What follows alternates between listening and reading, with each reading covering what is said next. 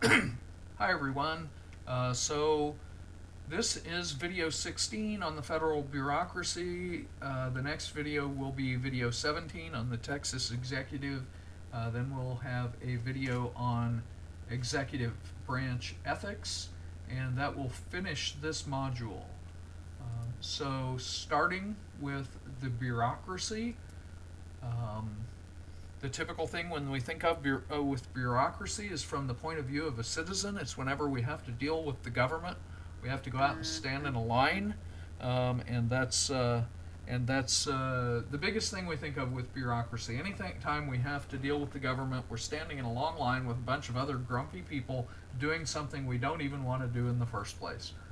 But there's more to bureaucracy than that. Some of the questions that I want you to think about. Some of them I will answer, and some of them I just want you to think about. Are what is bureaucracy? Is it necessary? Is it efficient? How does the bureaucracy work? And so I'm talking here specifically about the U.S. federal bureaucracy. Who controls the U.S. federal bureaucracy? Are there any dangers associated with bureaucracy? Specifically, dangers of, so these could be dangers to the system of government, dangers to citizens, physical dangers, but I'm mostly focusing on dangers of accountability and dangers to democracy. And then, what's the role of bureaucracy in the policy making process in the United States? Because it has a larger role. It has a larger role than might be immediately apparent if you read the Constitution. So, what is bureaucracy? The general definition of bureaucracy is a system of government in which most of the important decisions are made by career professionals rather than by elected representatives. A system of government. How does this definition conflict when we already know, or conflict with what we already know about the system of government in the United States? So, in the United States, we have a system of government. It's variously referred to as a republic, a democracy, or a liberal democracy. It was the founding father, James Madison, in writing in favor of the Constitution, called it a republic and compared it unfavorably to what he called democracy, which was just majoritarian mob rule. Today we call it a democracy, but we call it a democracy in the liberal sense, not in the mob rule sense. And really, it's republic and liberal democracy mean essentially the same thing. And the core, or at least one of the core principles of liberal democracy or a republic, is that decisions are made by elected representatives. The other core principle is that the people's rights shouldn't be violated. And there's nothing in this definition of bureaucracy. It doesn't say a system of government in which blah, blah, blah, and rights are respected. So respect for rights is completely left out of this. So there seems to be an inherent conflict if we're going to take this definition. So if we're going to reconcile bureaucracy to the system of government in the United States at all, then we have to do something else. We have to adopt a somewhat different definition. And so I'm drawing a little bit of inspiration here. This is my definition. You might find others, but my way to reconcile it. And I took some inspiration from computer programs where you'll have a top-level routine that runs everything, and it will have under it a series of subroutines. I think it's more fashionable to call them algorithms today, but when I was first doing things with computers, we talked about routines and subroutines all the time. And so the routine was, the big parts of the program were the big routines, or maybe the whole program was a routine, and within the routine were subroutines. And so I'm saying that bureaucracy is not a system of government, it's a subsystem of the government, in which most of the day-to-day decisions are made by career professionals rather than being directly made by elected representatives or political appointees. The 435 members of the House of Representatives don't have the time to go make the individual day-to-day decisions to run the government, nor would we want them to. So we hire people to do it.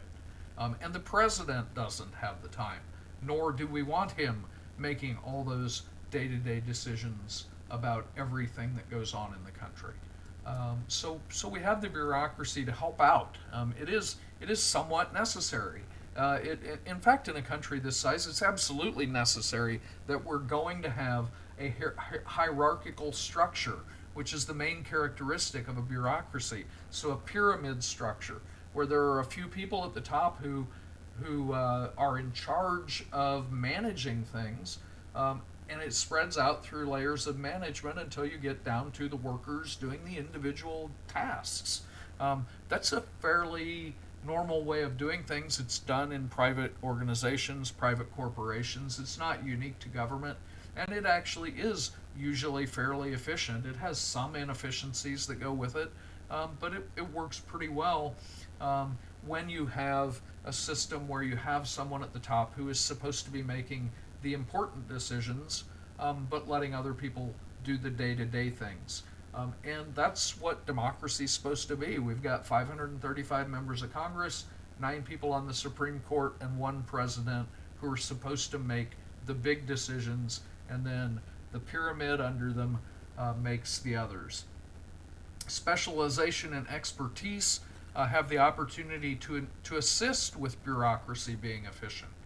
So people are hired based on either general knowledge by passing a civil service exam, or they're hired on specific knowledge to do a specific job.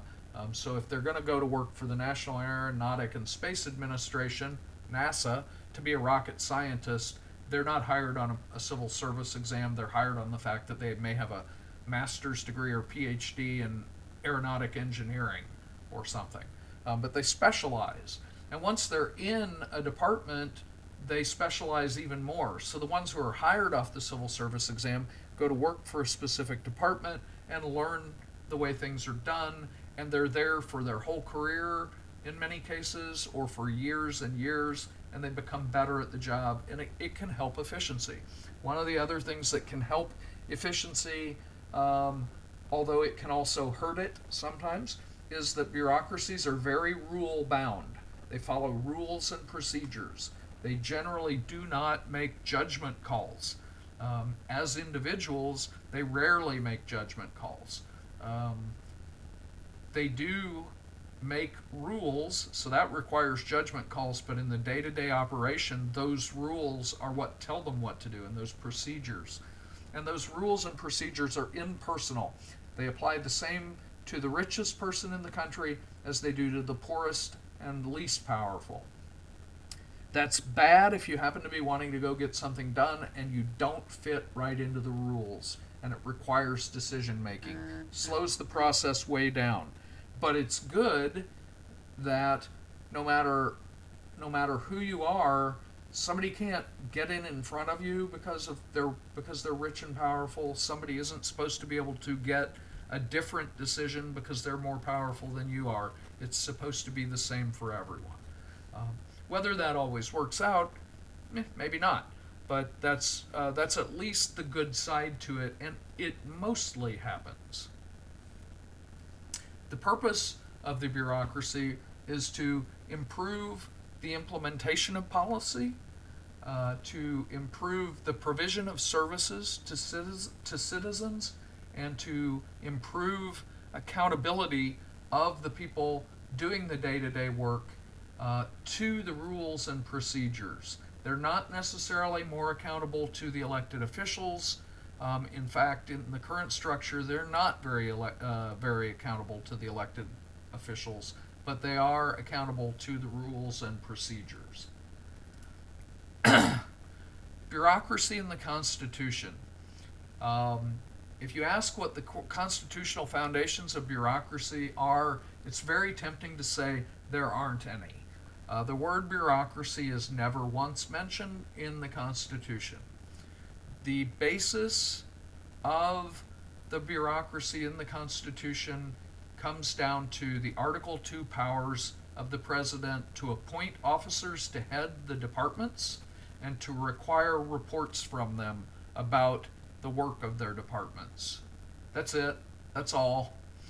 There's nothing about the structure of the departments. Most of the departments aren't even named. Most of the cabinet secretaries aren't even named. Um, President appoints and the Senate confirms. And then once they're appointed and confirmed, they run their departments and they report to the president and answer to the president. Um, Political appointment was assumed in the Constitution. It was a much smaller government with much more limited purposes in a country that had just a few million citizens. It had less people in it than the city of Houston that I'm recording in today has. So it was a much smaller government. In fact, the whole country at the time had about as many people in it as are employed by the federal government today. That's how much smaller it was.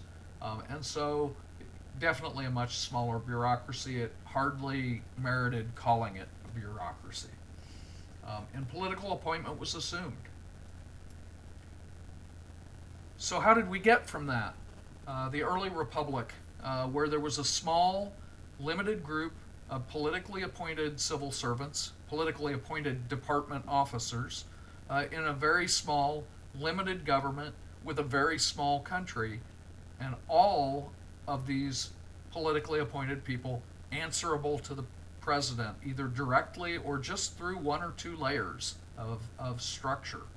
How did we get from that to 2025, where the bureaucracy has grown so much that half the country thinks it's out of control and needs to be reined in drastically? And even in the other half, there are people who realize that it needs reform. Well, one of the first places it started to grow drastically was when we had a civil war. So 70 years after the Constitution, the Civil War started between the southern and northern states. It was the first industrial scale civil war with things like repeating fire rifles and railroads and ironclad battleships, well, ironclad ships, and other modern weapons, not weapons, not quite weapons of mass destruction, but still much more powerful weapons than any previous war had had, and it was a total war.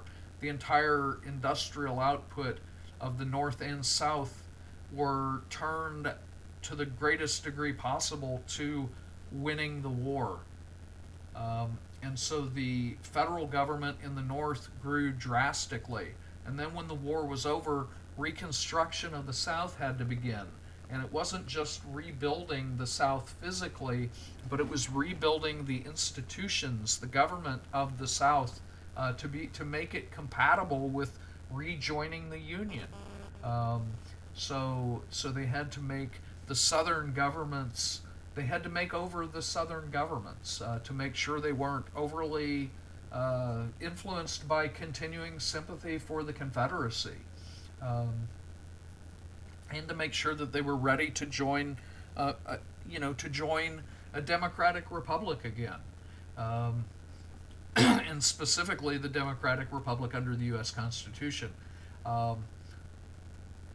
Towards the end of the 1800s, beginning of the 1900s, the Progressive Era came along, and they were worried about things like regulatory agencies, and this is where bureaucracy really took off with regulations of things that previously had been state matters, especially things like food production and public health. The slaughterhouses in Chicago that all of the meat produced in the Midwest and all of the beef produced in Texas would get shipped by railroad to Chicago, where the animals would be slaughtered and butchered, and then the meat put up for sale. And the conditions in those places were horrendous. They were bad for both workers and for food safety, and the progressives got a hold of it and demanded regulation of food production. There were things called patent medicines that were sold by people called snake oil salesmen, who would come around in horse-drawn carts full of these potions, these elixirs that were supposed to cure everything, and so people would go to them with real diseases like cancer or heart disease, and they would get these potions. And it's not that there were particularly good treatments for these things anyway, but these treatments that the snake oil salesman gave had really no medicinal value at all. They tended to be their main ingredients were things like alcohol, cannabis, cocaine, and heroin, and they would sell these to people. And of course, the person that had a deadly disease and was in a lot of pain would feel better when they drank an ounce and a half of alcohol, cannabis, cocaine, and heroin, but it didn't really do anything for their disease. And so the progressives thought that was bad, and they wanted things like labeling and regulation of medicine, of production of drugs. The progressives also wanted to prohibit alcohol production and sale. And so we had the era of prohibition that led to big expansion of the bureaucracy, and especially of the enforcement bureaucracy. That happened right as the Great Depression was starting, when 25 to 35% of the people were unemployed. So in the 1920s, almost everybody had a job, and they had good paying jobs, and they were making money. The poorest people in the United States were still doing very well. And then the Great Depression came along, 25 to 35% out of a job, and the middle class, and certainly the entire working class, was suffering greatly. And the middle class and upper class were not suffering as much, but still, with that downturn in the economy, they were not doing as well either. Then, toward the end of the Great Depression, then we immediately got into World War II. And if the Civil War was bad with its total war and its industrial scale its industrial scale destruction, World War II was 10 times as bad or worse.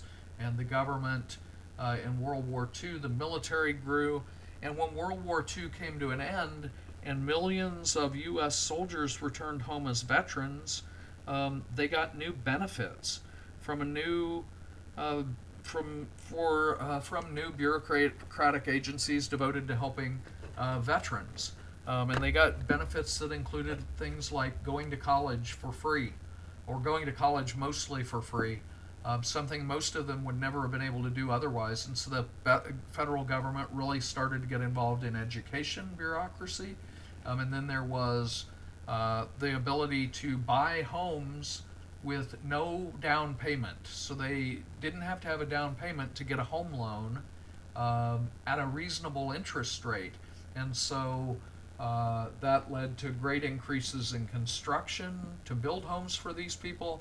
It led to the bureaucracies that managed those home loans, and massive new bureaucracies happened, both because of the veterans directly, which was a good thing, but also because of all of the growth that happened after World War II. The country got more complex, and the bureaucracy with it.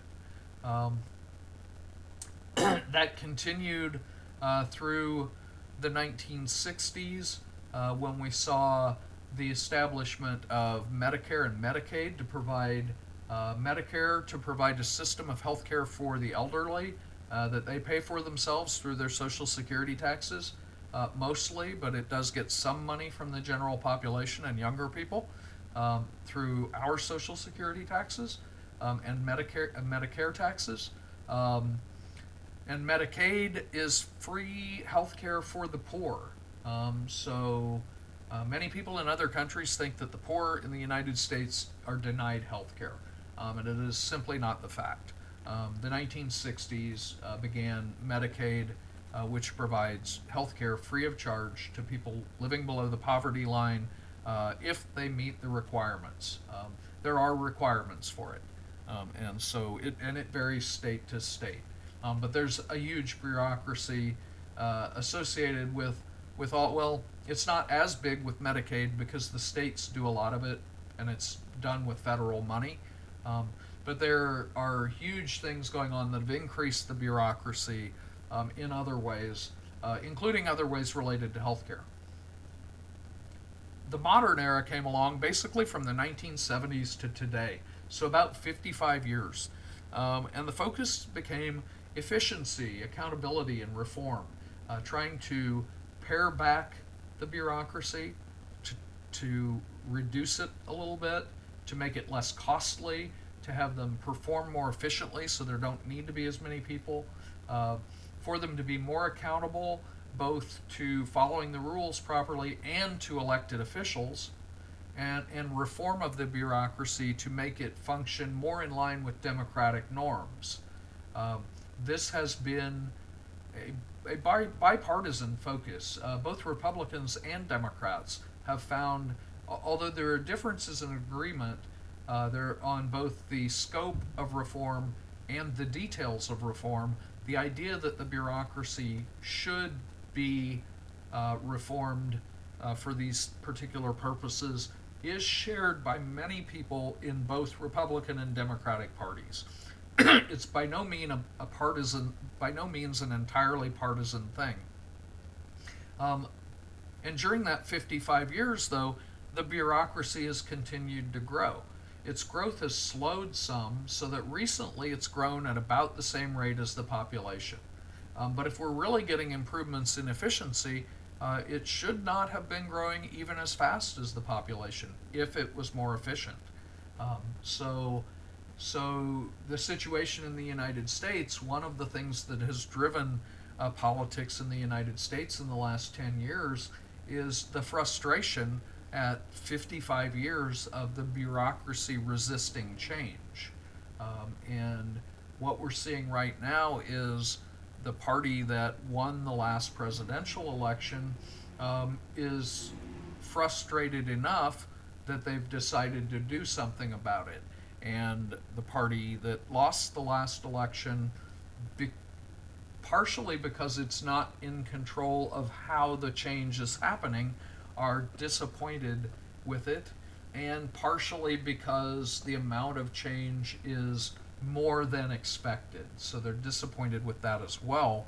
But to some extent, it may be a predictable outcome of 55 years of resistance by the bureaucracy to any substantial change. So that's how we got where we are today, and that's a big part of how we got to where we are today as far as our political situation for the last several years. So who does the bureaucracy answer to? There are two halves of the bureaucracy, and the answer is different for each of them. The political appointees, the ones envisioned in the Constitution, there are between 5,200 and 6,000 of these. 1,200 roughly get Senate confirmation, and the rest don't. That's consistent with the Constitution. The Constitution says the president appoints with the advice and consent of the Senate, but the sentence actually goes on to say, except as Congress allows. So Congress is able to allow for some lower level political appointees to not require confirmation. So this is all good. This is right in with the Constitution. The other half are the civil service employees, and they're not really envisioned in the Constitution. But again, the Constitution was a much smaller government. It was a government for about 2.5 million people. So, and now we have 330 million. So it is, the fact that there are that many more employees is consistent with the Constitution. The specific structure of that civil service is the thing that may be problematic. But on the other hand, there are good reasons for that structure as well. And it was passed by Congress, signed by presidents. So it is lawful. The political appointees, it's real simple. They serve at the pleasure of the president. The really low level ones serve at the pleasure of the person above them, like maybe their cabinet secretary that they work for. But they all serve at the pleasure of the president. What's that mean? It means he can ask for the resignation, or he can even fire them, and he can do it himself for any reason, including a political reason or no reason at all. He can do it just because he thinks somebody else would be better for the job, because he has somebody that he would rather have working for him. They are subject to dismissal at any time. Um, and they have to follow the policy directions set out by the president. The biggest thing that can get them fired is not following the direction the president wants the government to go. The president is at the top of the pyramid of these political appointees. Directly under him are the cabinet secretaries. There are two types of agency heads. Some of them are within the cabinet departments, so those are under the cabinet secretaries.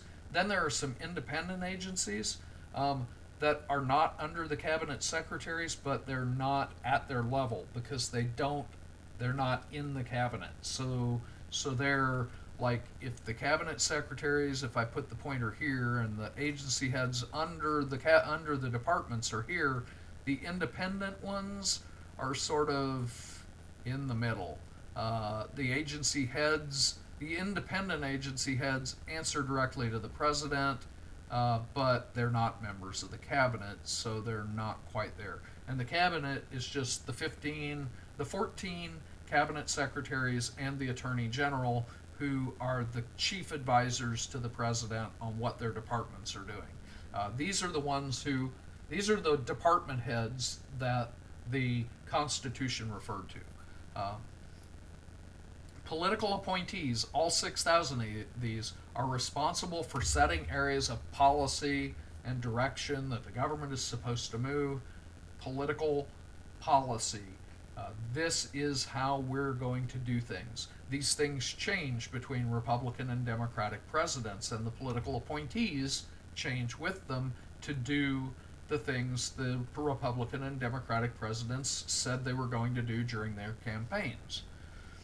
They're also responsible for oversight and accountability. That is, they answer to Congress whenever Congress has its oversight hearings. They're the ones that can be held accountable. Interestingly, they're not responsible for day-to-day operations, and often they don't have much control over day-to-day operations, but they're the ones that Congress can hold accountable for failures in day-to-day operations. This is one of the areas where there's a danger of bureaucracy. There's a breakdown when the people who are being held responsible are not the people who actually do the day-to-day stuff.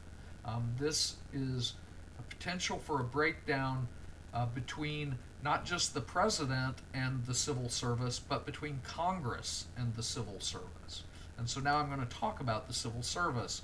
The civil service system, this is the 2.4 million employees that do the day-to-day stuff, and they serve at the pleasure of, the only thing I can think to call it is how long they have till they retire.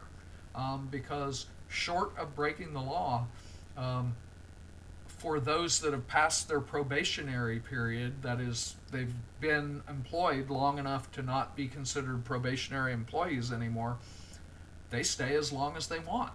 If they don't break the law, they stay. That's it. They can do just about anything they want to disagree with the president, as long as they don't actually cross the line of breaking the law. This system grew up for very good reasons. The 1800s spoils system had become corrupt. The spoils system was where the system of political appointments that had worked well in the early republic when the government was small. As the government became bigger and there were more offices available, people were essentially doing political work or making political contributions in order to get one of the lower level offices that the president didn't really get that involved with, but that he signed off on the appointments. And so every government office had become the spoils of the election, the spoils of war in the election. That was a problem because people were being appointed who weren't qualified just on the basis of what they'd done for the president. It was also a problem because they knew if their president that had appointed them lost the next election, they wouldn't be reappointed, and so they took their money, they took their time, and they spent their time that they should have been working for the people actually working politically for the presidents to get them reelected, and it had become just corrupt and inefficient. The solution seemed to be to have a nonpartisan professional group of career employees. So these would be people who were not involved in party politics, and they were hired as based on professional qualifications, and they worked not just for one presidential term or two presidential terms, but would make a career out of it and stay until retirement. At the time, it might have been 30, 40 years would not be unusual. And during the time they were working there, they were supposed to be protected from political influence. So they didn't have to, the president's party could not say, if you want to keep working here, you have to make a campaign contribution. That's the low level. But also they couldn't be told, they couldn't be fired for political disagreements with the president. And the idea of that was that, they could vote for the other party. And they weren't required to make contributions to anybody, and they weren't required to endorse the president. It didn't mean that they weren't supposed to do their job when the president told them to, but that's what it's become. The idea was merit-based hiring and promotion. The merit-based hiring was one of two things. Either you took a civil service exam to get hired and qualified, or you would have professional expertise that qualified you for hiring, like the rocket scientist going to work, the aerospace engineer going to work at NASA as a rocket scientist, and merit-based promotion. So it was supposed to be on how well they did their job. What that has evolved into is promotion based on how long they have done their job. It's entirely seniority based. They do have evaluations that they go through every year, and they have to pass a certain minimum level. If they pass that minimum level, they get their years of seniority, and they get their bump in pay every year based on their seniority. And when it comes time to promote people, maybe from a worker to a manager, it's largely based on seniority too. At least who gets the interview is based on seniority. So really it is merit-based hiring and seniority. And so that affects efficiency, because seniority is not necessarily a good proxy for, are you doing a good job? The trade-off was that they were supposed to stay out of politics. They were supposed to be nonpartisan and professional. And so the Hatch Act was passed, which limited their political activity. And at the time it was thought this is sufficient to keep them from interfering in politics. They're not allowed to endorse candidates. They're not allowed to engage in political campaigns. That's the law that they can break that can get them fired.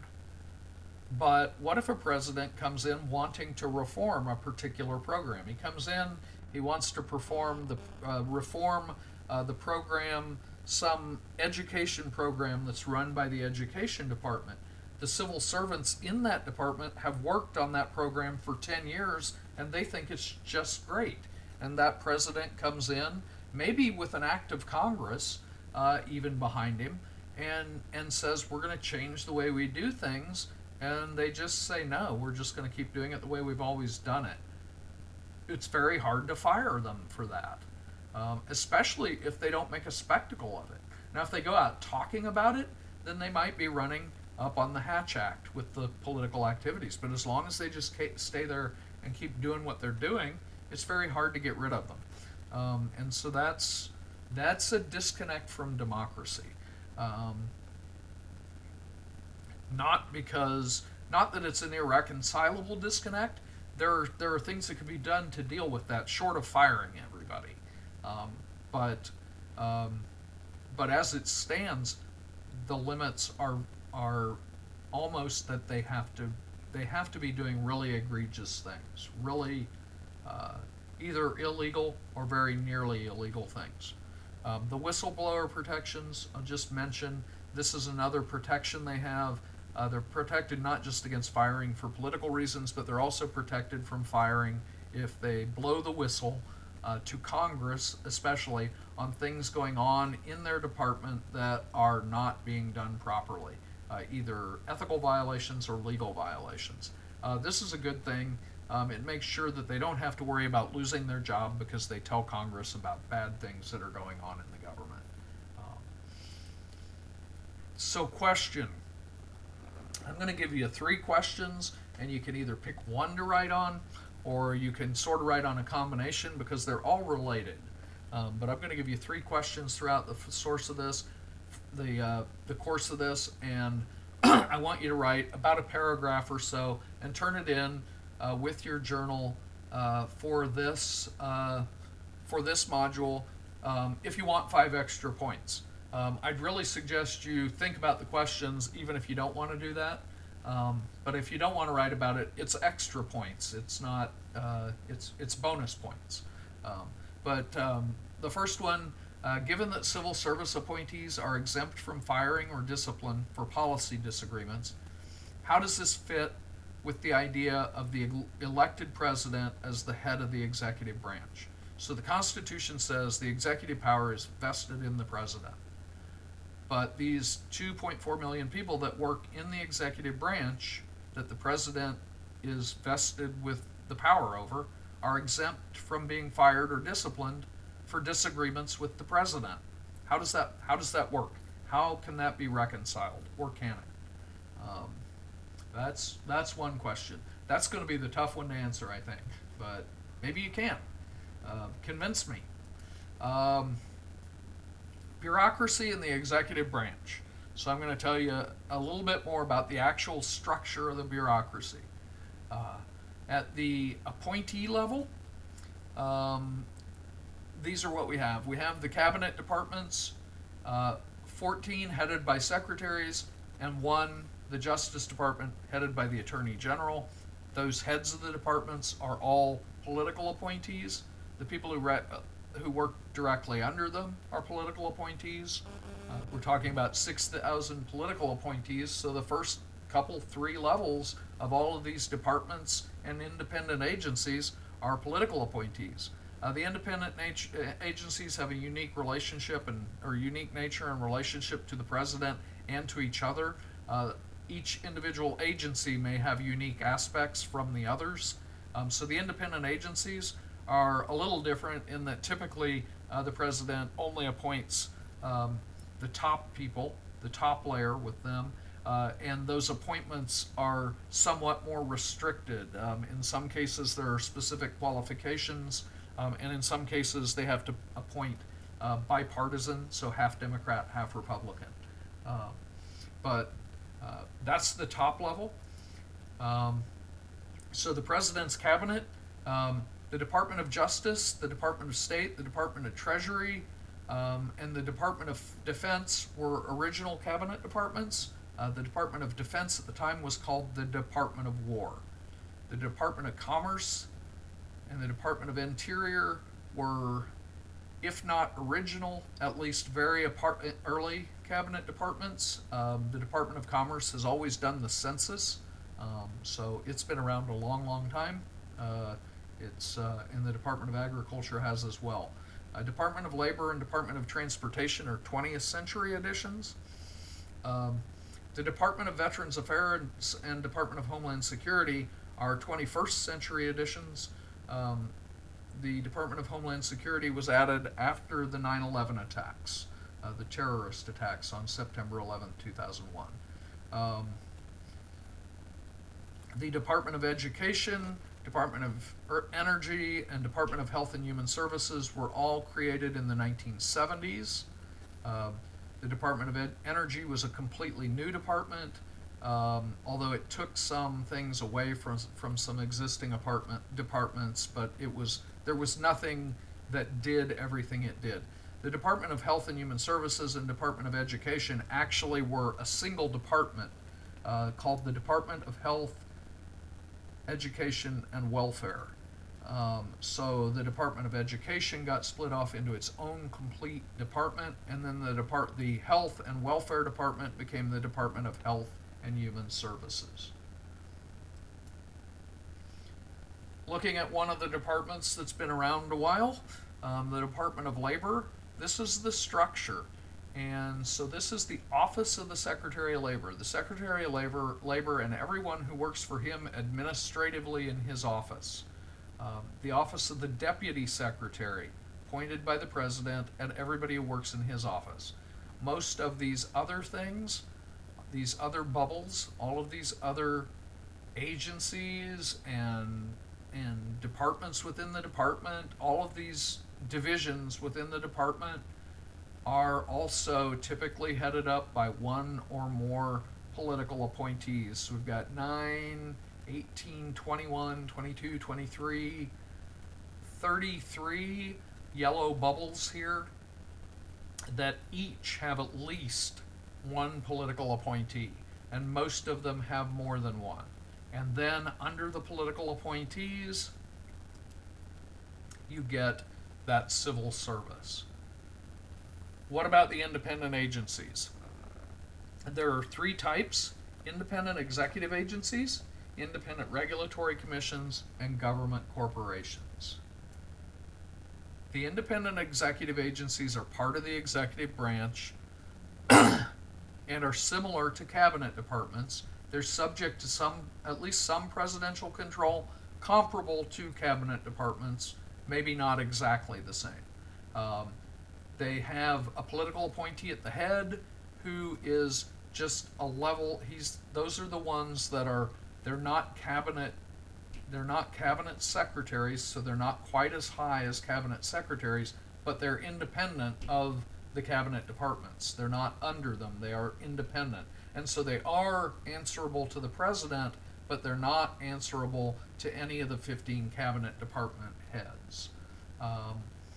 The second, or some examples of these are the National Aeronautics and Space Administration, NASA, that launches our government rockets, used to launch our space shuttle. It launched our moon mission. It launched a lot of our satellites, and it was the agency that was responsible for our part of the International Space Station.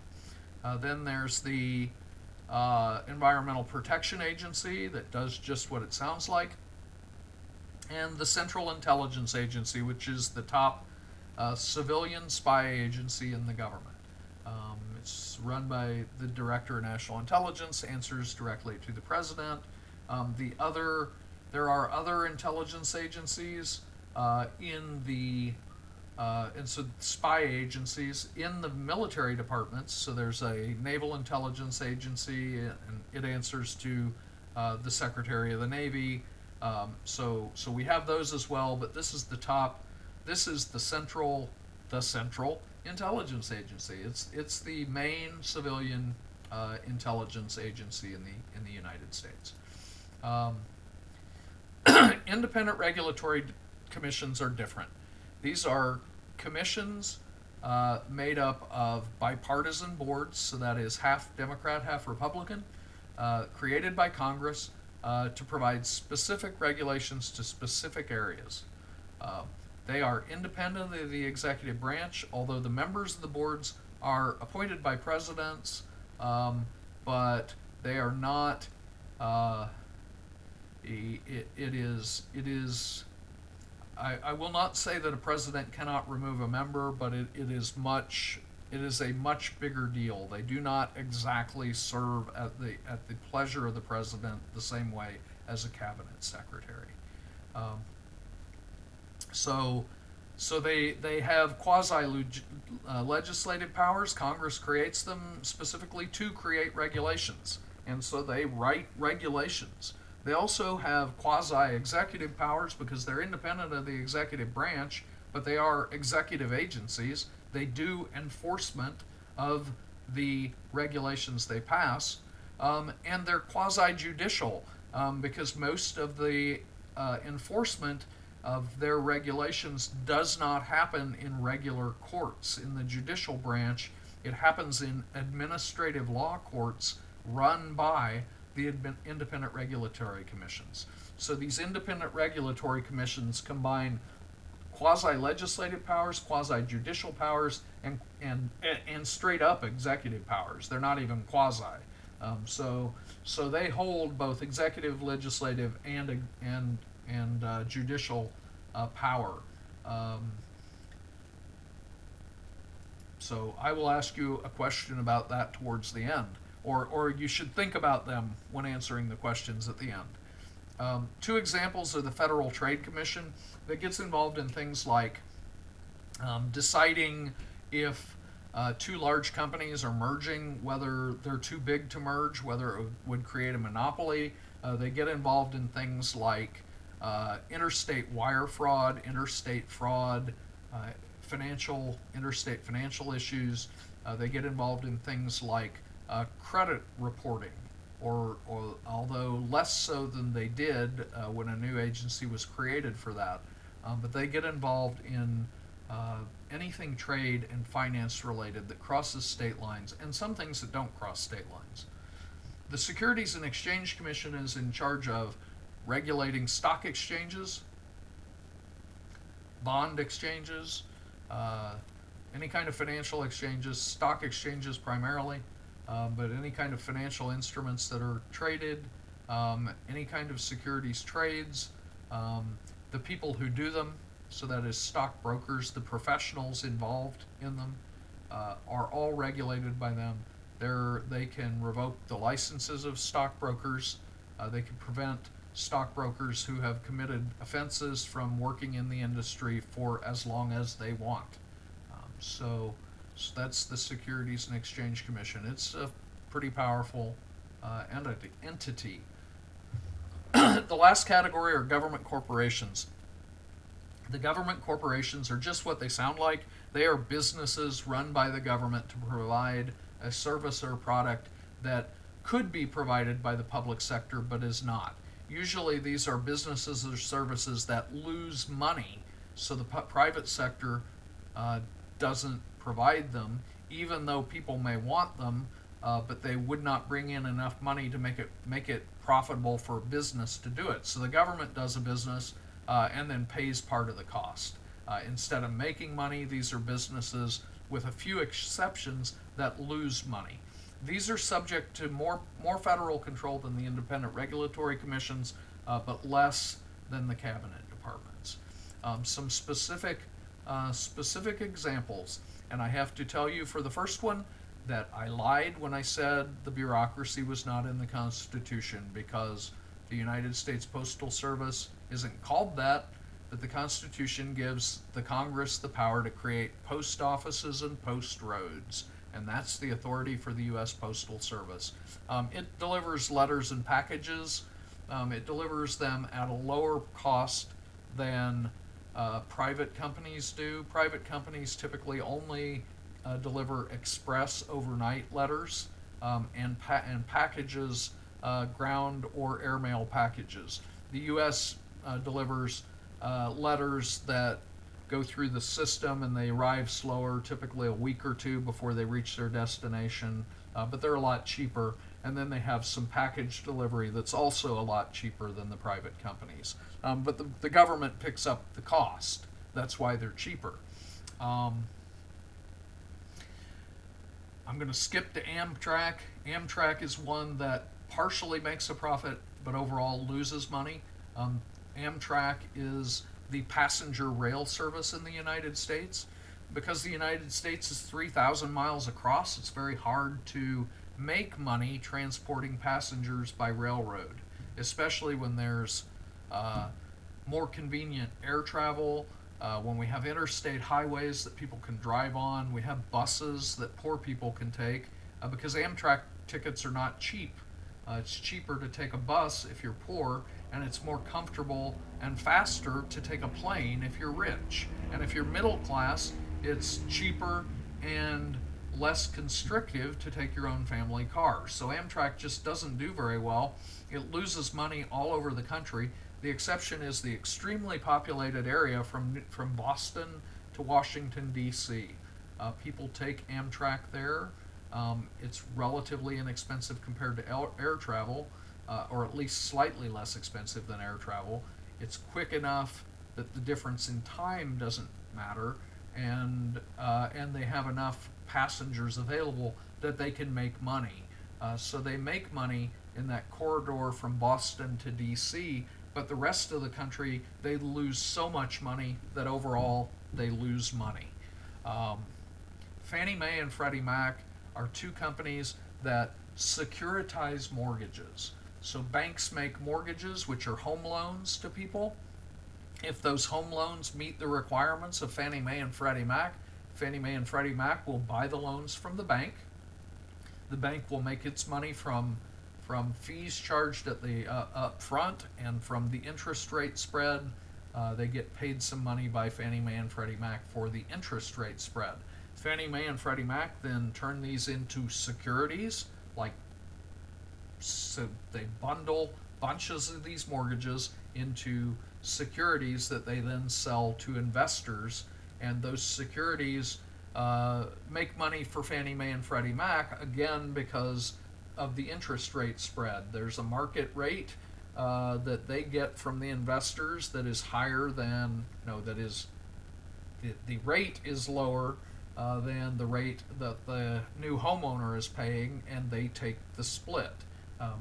They get the split in the form of money when they send the securities. Some of you you're all business majors, so some of you are going to end up studying this in much more detail, and you're going to say, he said something wrong. I actually have been involved with this, and I realize it's been long enough that I think my description may not have been perfect. But the idea is they buy the mortgages from the banks, bundle them together, and then sell the bundles to investors. The banks make money for putting the mortgage together. Fannie Mae and Freddie Mac make money for putting the bundles together. And throughout their lifespan of decades of doing this, they always made money. Some of that money went to the federal government, and on top of the money that they made for the federal government, they created the original mortgage markets. There was not one in the United States to speak of before they came along, because the banks, if they made a mortgage loan, they kept the mortgage loan for the entire 30 years. So they didn't make 30-year mortgage loans. They made 5-year and 10-year mortgage loans. So people had to be able to buy houses that they could pay for in 5 or 10 years. Fannie Mae and Freddie Mac made it possible for far more people to buy houses, to buy better houses. It fueled the not only the mortgage industry, but the construction industry, the real estate industry, the industry providing decorations for homes, providing all the accessories that homeowners wanted. They were responsible for huge amounts of economic growth that the government got to tax. So they made lots and lots of money for the government. 2008 home loan crisis came along, and they had to be bailed out by the government in 2008, 2009, and got a bad reputation. But the reality is they made a huge difference to the prosperity of the United States in the last 60 or 70 years. They and a few other government agencies like them, like the Federal Home Administration and the VA Home Loan Agency. So what's the role of bureaucracy, or what's the role of the bureaucracy in domestic policy? So their role is not limited to just making day-to-day decisions. Somebody comes in to get a license, and they issue the license or not. There's more to what they do. One thing that they do is they create regulations. These regulations have the force of law, just as if they were laws passed by Congress. They have to have a legal basis in a law passed by Congress, but they are implementation rules, and they're still laws legally binding on their own right. It seems like a really complicated process, and there are complicated aspects to it, but really it boils down to this. The start of the rulemaking process is whatever agency's proposing the rule has to give notice of the proposed rule, which they do by publishing the notice in the Federal Register. In that notice, they include a public comment period. During that public comment period, they have to take any comment from any member of the public, including organizations, corporations, or organizations, nonprofit organizations. Anyone who might have an interest can file comment during the public comment period.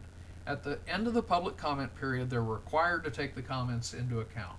What does that mean? Does that mean that if 51% of the people say don't make this rule and 49% make the rule, that they don't make the rule? Nope. What if 90% say, I don't like this rule, you shouldn't do it? Does that stop them? No.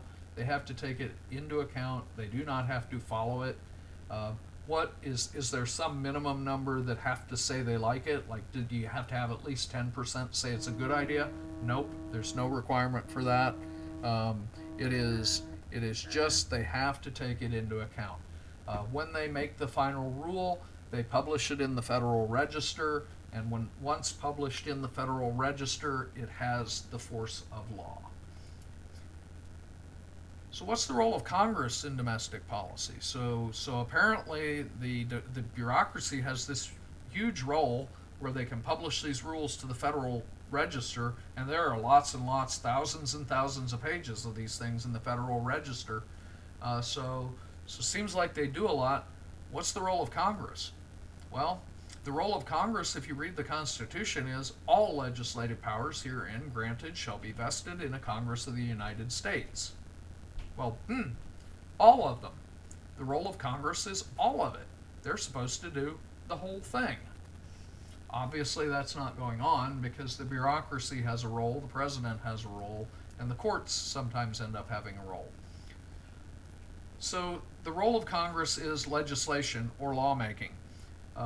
More and more, the laws that Congress passes are broad outlines, and then they are implemented through regulations that the executive agencies make.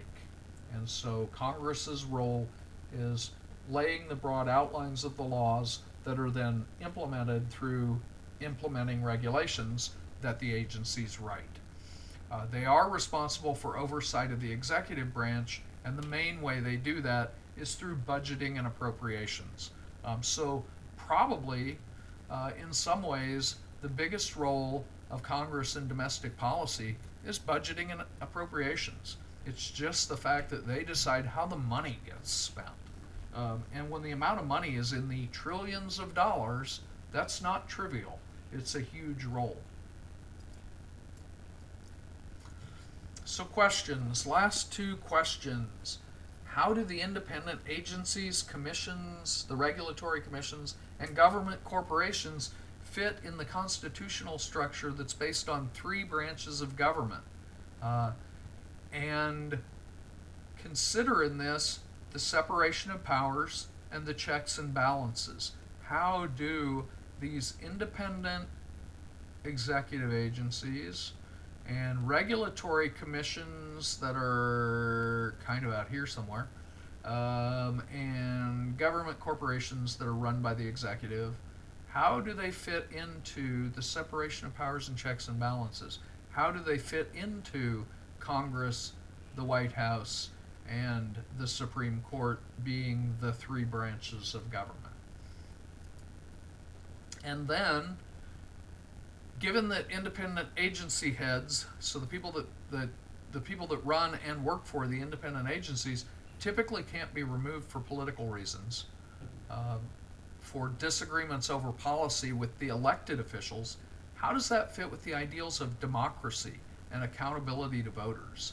If they can't be removed, if they can disagree with Congress and the president without any repercussions, how does that fit with the idea that government is supposed to be accountable to voters? So the three questions I gave you, starting the three questions on slide 29, slide 28, and back on slide 14. You can look at those, think about the questions, and then write me a paragraph or two, not more than that, on on just generally, based on these questions, how does bureaucracy fit in with the constitutional structure, with the structure envisioned in the Constitution? Uh, and and you can also talk about things like, if there are ways that it doesn't fit, are there potential ways it could? You can do what you want with this. I just want you to think about how it fits in, how it doesn't fit in, and is it a danger? If it's a danger, what needs to be done to lessen that danger? So any of those kinds of questions, think about it and write me a paragraph or so. You do not have to solve all the problems of American government, but I want you to think about how they fit in to the constitutional structure. And remember, this is bonus. So if you decide not to do this one, that's okay too. It's extra points. You just put them in with your journal if you decide to do them, and then we will follow up with the video on the Texas executive next.